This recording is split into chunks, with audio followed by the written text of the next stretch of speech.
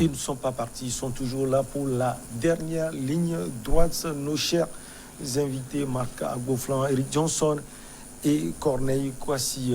Corneille, justement, on a suivi le développement tout à l'heure de Marc Agboflan.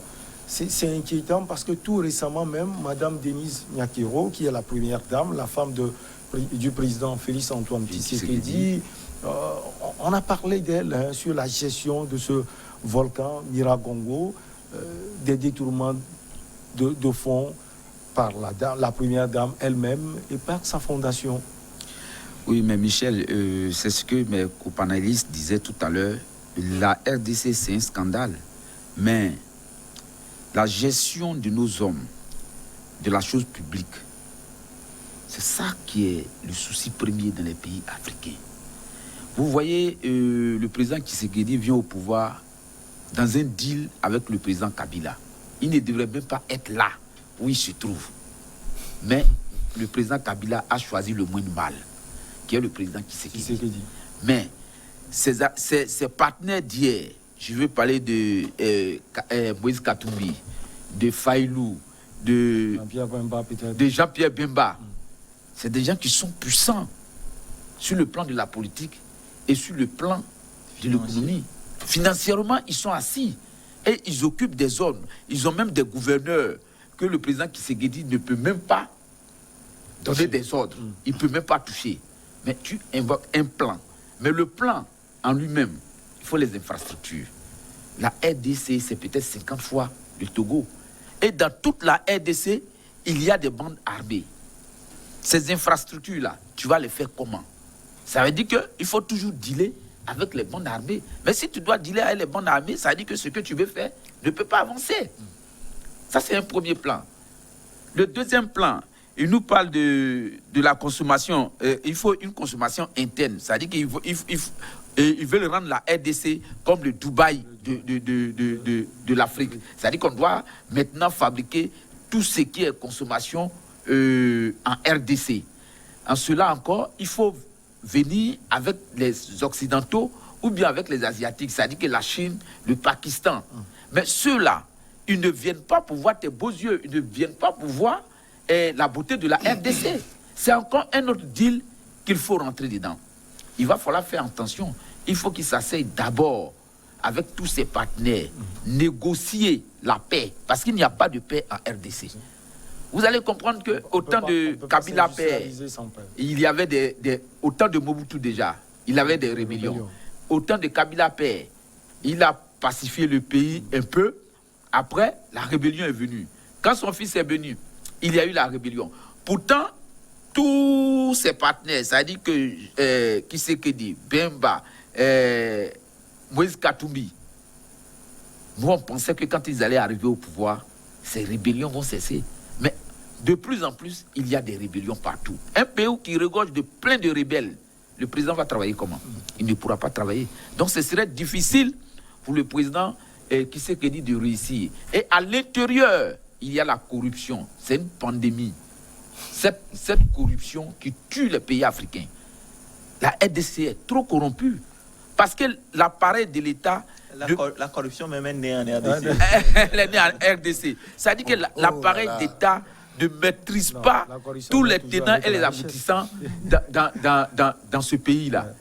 Mais j'étais parti une fois au Bénin et je causais avec un ami journaliste qui est parti au Bénin. Comme on appelle en RDC. Et il me disait, mais quand tu vois certains gouverneurs, mais c'est pas la peine, ils sont plus que des présidents. Ils sont plus que des présidents. Bon, quand ces gens sont... Des États là-bas qui dépassent 5 fois le Togo. 5 fois le Togo. Quand les gens sont trop puissants, à une émission ici, j'ai dit que quand les gens viennent au pouvoir et que les gens deviennent trop puissants, ce n'est pas bon. Plus la personne devient puissante financièrement, la personne pense qu'elle a toutes les aptitudes de devenir président de la République. Or, on ne devient pas président de la République parce qu'on a les moyens. On ne devient pas président de la République parce qu'on est intelligent, mais on devient président de la République parce qu'on a les aptitudes que Dieu nous a données pour pouvoir diriger le peuple. Et on a un programme. On a un programme. Mais est-ce qu'aujourd'hui, le président Tshisekedi, qu'on a parachuté, qui est là, est-ce qu'il peut faire l'affaire du peuple congolais? C'est la question qu'il faut se poser. Sinon, ce plan, il a déjà échoué à la base. on est parti de l'oral du père pour arriver au pouvoir. Donc c'est pas une évidence qu'il puisse réussir là où les autres ont échoué. Le plan de Tshisekedi, de toutes les façons, l'idée y est. Nous, en tant qu'Africains, nous analysons juste la situation, mais nous souhaiterions vivement que ce plan-là aboutisse. Mais quand nous regardons aussi la situation sécuritaire de ce pays, nous avons peur. Il ne suffit pas, parce qu'on ne va pas centraliser toutes ces industries-là à Kinshasa où il y a la sécurité. Toute la RDC. Voilà, donc sur le plan géographique, jusque-là, on n'a pas encore dévoilé où va se trouver quoi, quelle industrie, dans quelle province, etc. Mais toujours est-il que, au vu de la situation géologique aussi, de ce pays-là, dont le sous-sol regorge beaucoup de ressources minières, on va certainement créer des industries pour la transformation de ces minerais-là et la création d'emplois. Maintenant, est-ce que, fondamentalement, les Congolais ont été formés pour gérer et travailler dans ces industries-là? La question là aussi reste posée. Parce que, oui, il faut une formation adéquate pour pouvoir développer des industries. On ne va pas créer, par exemple, une industrie de fabrication de téléphones portables parce qu'on a le cobalt qui sert à ça et tout de suite, mais il faut la main-d'œuvre qualifiée. Est-ce que ce problème-là a été déjà réglé en amont? Est-ce que, combien de temps va prendre cette réindustrialisation aussi, parce que pour former des gens, c'est pas au bout de 2 mois, 3 mois, c'est peut-être 1 année, 2, etc. Alors, et donc, il a combien d'années encore à faire au pouvoir, même si nous acceptons que l'État, c'est la continuité, mais à quel moment les gens seront prêts pour travailler dans ces industries pour que véritablement ça permettre un développement adéquat de la RDC. Mike Agbouflon, dernier mot peut-être sur la RDC, on passe au Togo. Non, je pense que ce plan est un échec d'avance. On va avoir quelques éléphants blancs, on va avoir peut-être 1 ou 2 industries sur la totalité qui vont émerger. On aura surtout beaucoup de Congolais qui se seront enrichis de manière insolente à la fin de ce plan. Et on va envoyer des gens. Et peut-être, et je pense que les Kabila et tout ça vont encore s'arranger pour que Tshisekedi puisse obtenir un nouveau mandat, parce qu'à mon avis, c'est véritablement ce qu'il recherche au-delà du bonheur des Congolais. Allez, on passe peut-être. Parce que ça m'intéresse. Parce que, vous savez, aujourd'hui, le gouvernement Tshisekedi veut faire en sorte que ce pays-là se relève. Il fait des efforts, ça, il faut le remarquer. J'ai une bonne information. Et Tshisekedi est en train de chercher de l'argent à travers un fonds occidental. Et il a fait la proposition de la construction d'une nouvelle aérogare à Kinshasa et à Lubumbashi. Après cela, il a aussi proposé la construction d'une usine de fabrication d'engins en RDC. Tout ça réuni, je pense que le monsieur, aujourd'hui, il a quand même une idée de faire avancer son pays. Sauf que la question... Il n'a pas la main pour gérer le pays. Il a beaucoup à faire pour pouvoir asseoir cette industrialisation, cette réindustrialisation de son pays. Je crois bien que le président Tshisekedi met ce plan en marche pour pouvoir aider tous ses amis. Parce que c'est un gros plan où tout le monde va gagner. Parce que je dis, la RDC, c'est un scandale géologique. La RDC, c'est aussi le temple de la rébellion. Si le président Tshisekedi doit réussir sa mission, il va falloir qu'il rentre dans une deal avec tous ces chefs rebelles. Parce que même si les chefs rebelles, l'aile politique se trouve à Kinshasa. Donc c'est ce que l'aile politique dit, que les autres mettent en application de l'autre côté. Il sait qu'il est arrivé là, les gens ne sont pas contents de lui. Mais dans ce programme-là, tout le monde va se retrouver. Et je crois bien qu'avec une bonne stratégie, s'il y a des gens autour de lui, parce qu'il faut avoir l'éminence grise, c'est ce qu'on dit, c'est ce que le frère disait tout à l'heure. Est-ce que les gens étaient préparés pour ça? S'ils n'ont pas été préparés pour ça, ça sera encore un autre chèque pour la RDC.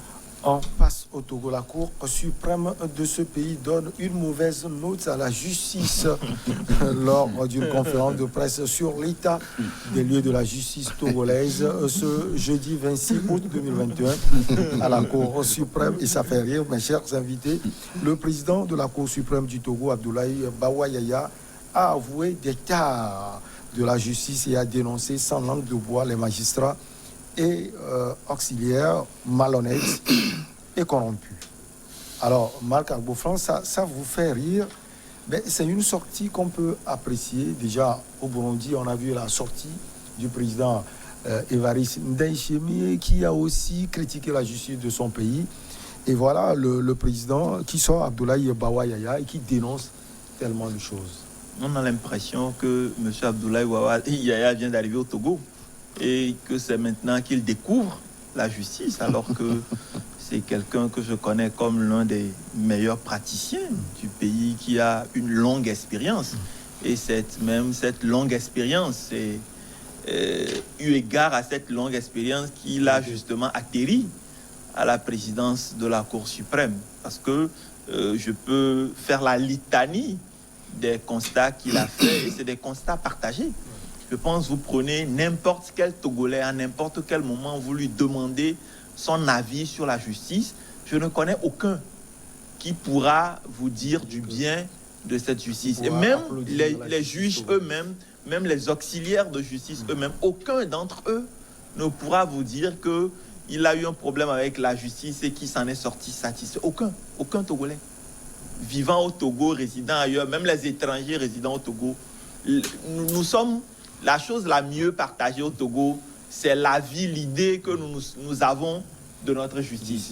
Et donc, faire une conférence de presse, c'est bien de le reconnaître, que ce soit lui, mais dire cette chose, je pense que c'est quelque chose que nous savons déjà. Mais malheureusement, moi, je n'étais pas à la conférence de presse, je lui aurais posé la question. Une chose est de faire le constat, mais quand on fait le constat, qu'est-ce qu'on fait pour que ça change? C'est ça, en réalité, le véritable enjeu. Une chose est de dire les juges sont si, c'est ça. Mais en tant que président de la Cour suprême, c'est vrai, peut-être avant son arrivée à l'institution, il y a beaucoup de griefs qui ont été portés par des citoyens contre cette institution dans le traitement de dossiers. Mais qu'est-ce qui a été mis en œuvre? Qu'est-ce qui est fait pour changer le quotidien de cette institution? Qu'est-ce qui est fait pour que les juges soient plus aptes dans leur travail, soient plus sérieux, utilisent plus de morale dans le traitement de dossiers? À mon avis, c'est ça la véritable question. Et je suis resté sur ma soif, comme je le dis. Ça m'a donné l'impression que le président Yaya venait d'arriver au Togo et venait, en tout cas, une illumination pour découvrir cette justice-là. Mais nous autres, en tout cas, nous connaissons cette justice, en tout cas le pan qu'il décrit, nous sommes partagés dessus. Mais nous attendons aujourd'hui de voir, en tant que président de la Cour suprême, en tant aussi que membre du Conseil supérieur de la magistrature, qu'est-ce qui est mis en œuvre? Qu'est-ce qui est fait parce que je me rappelle, il y a quelques années, son prédécesseur, le président Akakobi Gamato, disait que pour changer le visage de la justice togolaise, il fallait la moderniser.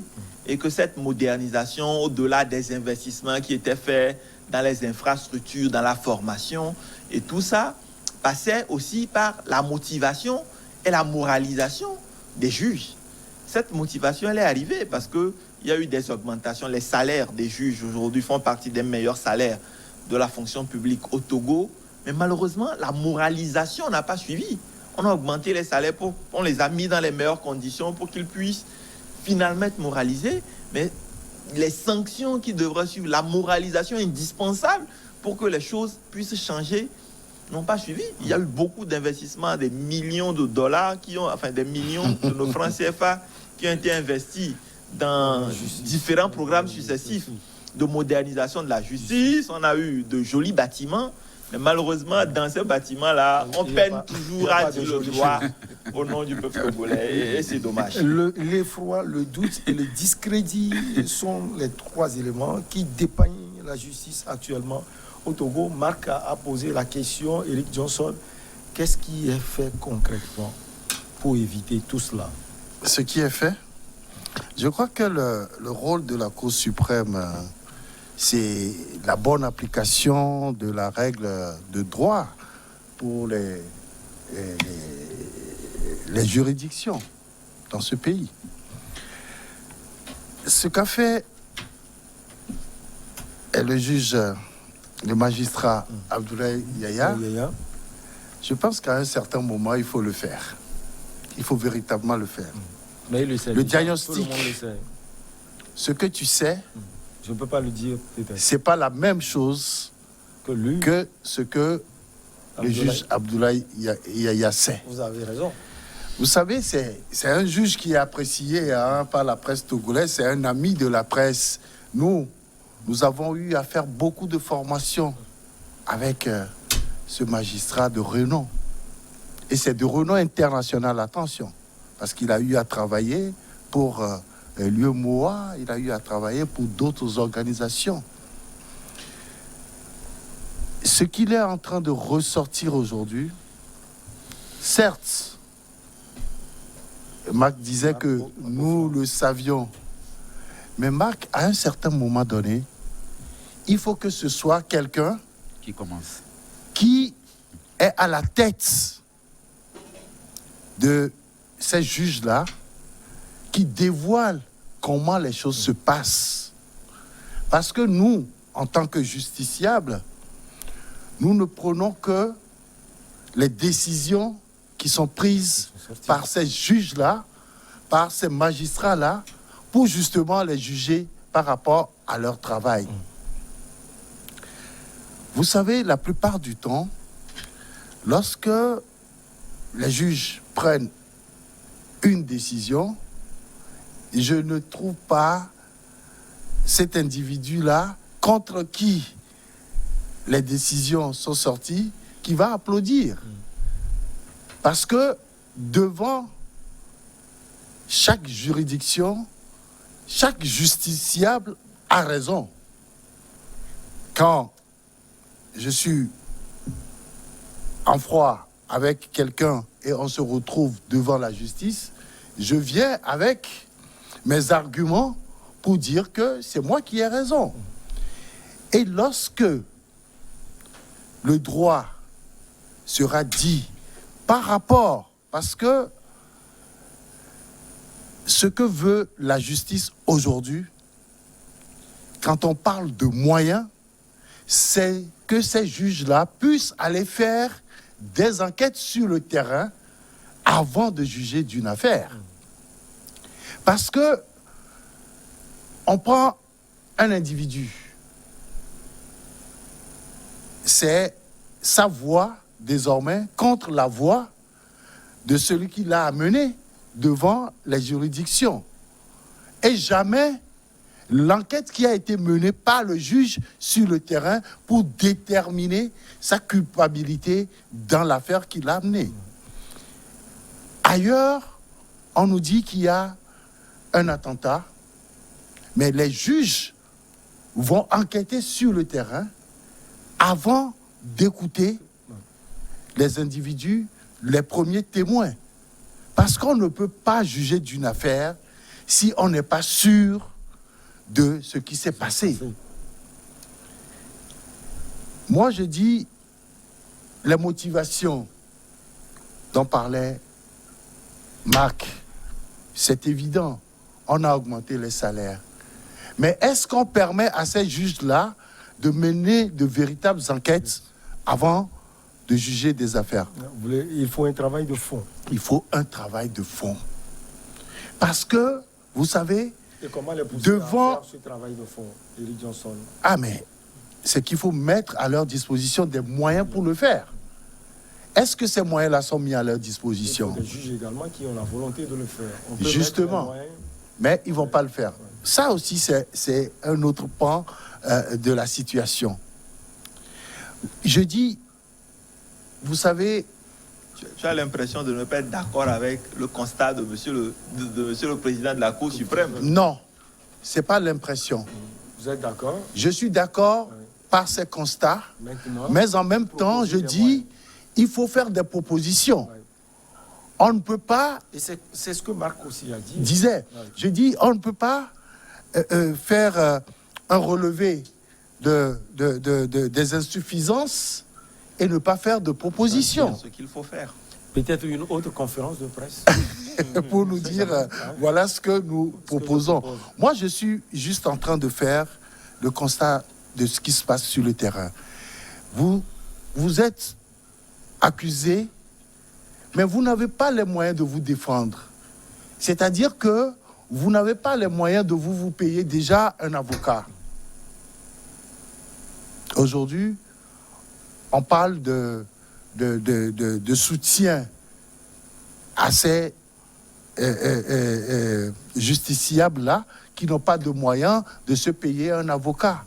Tout ça là rentre dans ce que Marc disait, la motivation. Mais moi, j'ai un souci.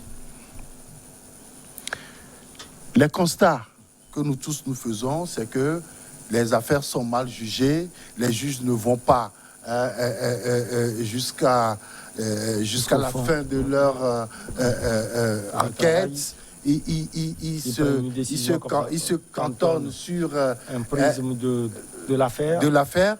Je vous dis, il y a une affaire qui est pendante devant la justice depuis presque 20 ans. Tout simplement parce qu'il y a des va-et-vient des avocats. Parce que, vous savez, le magistrat Abdoulaye Yaya a bien dit que la justice est lente.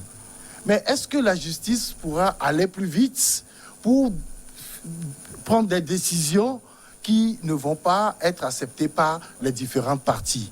Il y a tout ça là, il y a beaucoup de choses à dire. Et parmi ces choses, je suis d'accord avec le constat fait et le juge est allé encore plus loin par rapport à ce que nous connaissions. Nous ne connaissons que la partie visible de l'iceberg.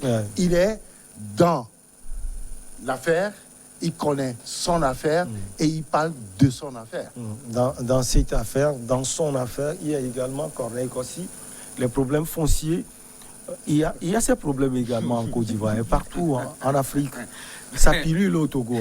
Je vais réagir pour dire que ce que M. Eric a dit et M. Marc, c'est une évidence que les gens parlent de la justice en Afrique et particulièrement au Togo. M. Douaté, dont fait le président de la Cour suprême, est la bienvenue. Je crois bien que c'est un nouveau vent qui souffle au Togo.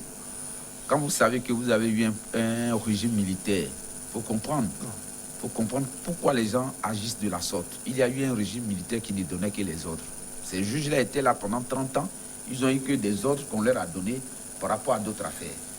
Quand l'ordre est donné depuis là-haut et que le juge exécute, c'est devenu une habitude.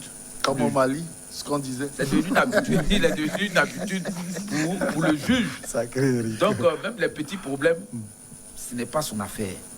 Vous comprenez? Et aujourd'hui, quand le président de la Cour suprême sort pour pointer le doigté, ça veut dire que la corruption a atteint un certain niveau qu'il ne faut pas laisser. Il faut combattre cela. Parce que c'est les juges qui peuvent empêcher la corruption. Si eux-mêmes sont impliqués dans la corruption, ça veut dire qu'ils font régresser la démocratie et ils font régresser le pays. Parce que l'étranger qui vient et qui sait qu'au Togo, s'il y a un tel problème, la justice togolaise pourra régler mon problème. Il vient au Togo tranquillement. Le touriste vient au Togo. Pour investir. Le touriste vient au Togo tranquillement. L'investisseur peut venir sans crainte. Parce qu'il sait que quand il va avoir un problème, il y aura une justice pour pouvoir gérer son affaire. Mais si aujourd'hui, le président de la Cour suprême, lui-même qu'il est impliqué dans la chose, il sort, ça veut dire qu'il y a un vent nouveau qui est en train de souffler sur le Togo.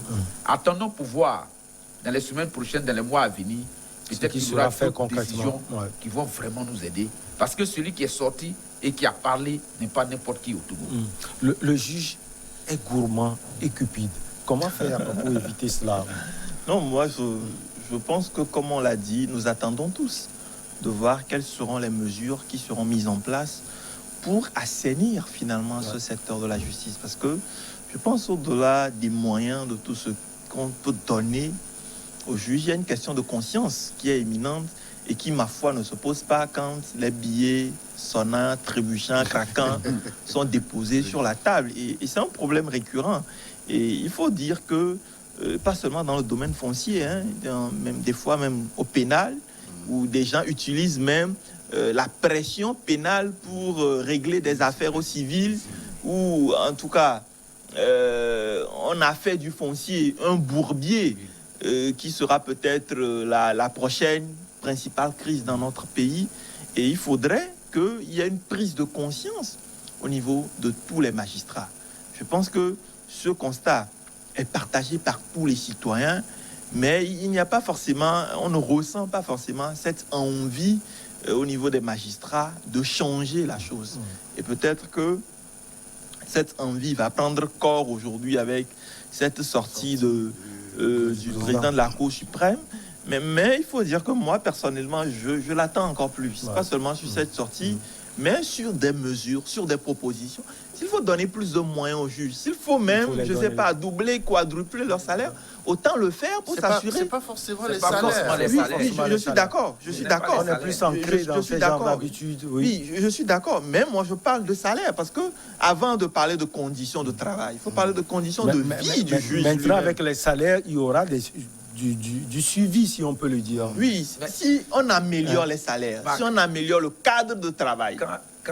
Quand le président de la Cour suprême sort, qui dit que les juges sont cupides, c'est parce qu'ils en ont assez. C'est quand tu as assez que tu en cherches qu'on te parle de cupidité. Sinon, s'il n'avait pas, il allait employer un autre mot. Non, moi je pense qu'il a oublié un mot qu'il n'a pas employé, c'est qu'ils sont voraces. Non, mais les juges font partie, selon moi, de la classe la plus riche du pays. Ils font même partie intégrante de cette minorité-là qu'on a évoquée entre-temps. Ils sont partout dans... Et puis, vous savez, à chaque fois qu'il y a un dossier pas très clair, si vous cherchez bien, vous avez toujours derrière un magistrat ou un auxiliaire de justice. Et c'est pour ça qu'à mon avis, que cette question d'assainissement du corps de justice doit être une préoccupation nationale, au même titre que les questions d'éducation et tout ça, parce que nous sommes aujourd'hui en train de chercher les ressources, de chercher des investisseurs pour venir dans notre pays. Nous voulons faire du Togo une place de tourisme d'affaires et tout ça. Et tous les efforts qui sont mis en branle par le gouvernement aujourd'hui seront vains mots s'il n'y a pas derrière une justice efficace, une justice efficiente.